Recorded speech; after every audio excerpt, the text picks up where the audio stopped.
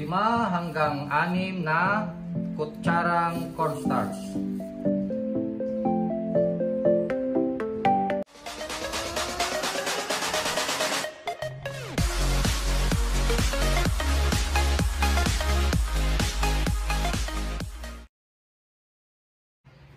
Hello mga kalakay, magandang umaga at magandang gabi po sa ating lahat. Saan man kayo naroon, ay sana ay nasa mabuti kayong kalagayan. Ang video natin ngayon ay ang ating pag-share kung paano tayo gumawa ng breeding mix para sa ating fried chicken. Ito pong breeding mix na ito ay ginagamit namin sa aming negosyo. Ito po yung original na recipe namin.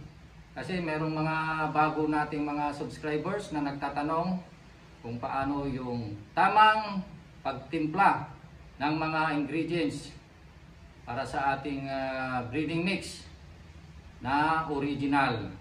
So ito po mga kalakay ang ating mga ingredients. Pero bago ang lahat ay nais ko munang i-invite ang lahat na mag-like at mag-share, comments, and subscribe para updated kayo sa aking mga video.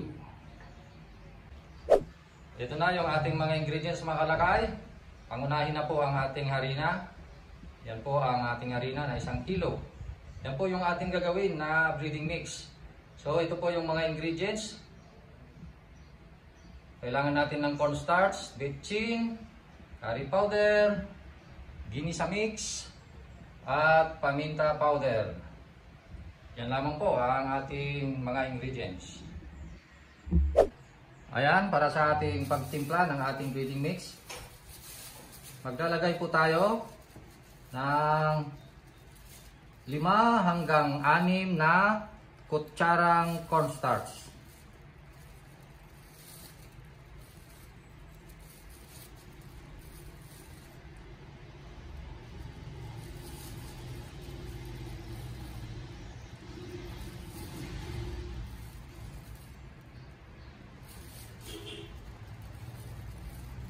Anim na lang para mas sigurado.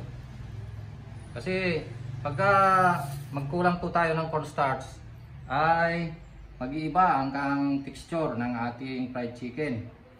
Baka ito ay titigas. Kaya mas maganda kung mas sapat yung ating cornstarch na ilalagay. Ang susunod na ating ilalagay ay 1 teaspoon na betchin o MSG.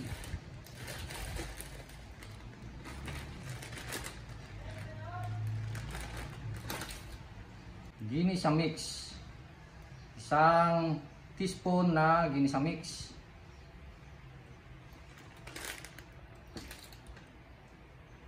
At ang susunod ay ang curry powder. 1 teaspoon na curry powder.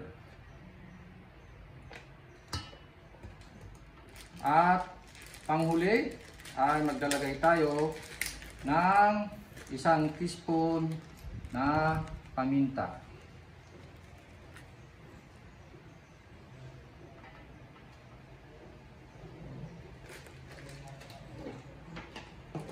Ayan mga kalakay.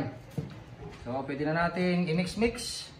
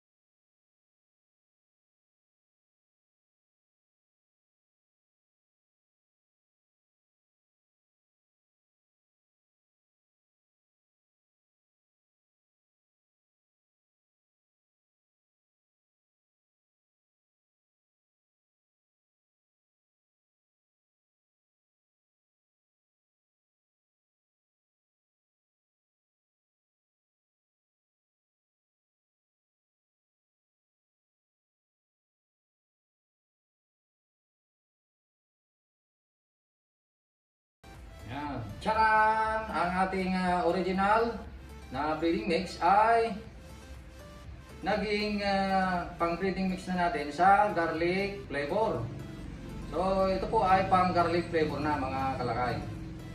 Yan.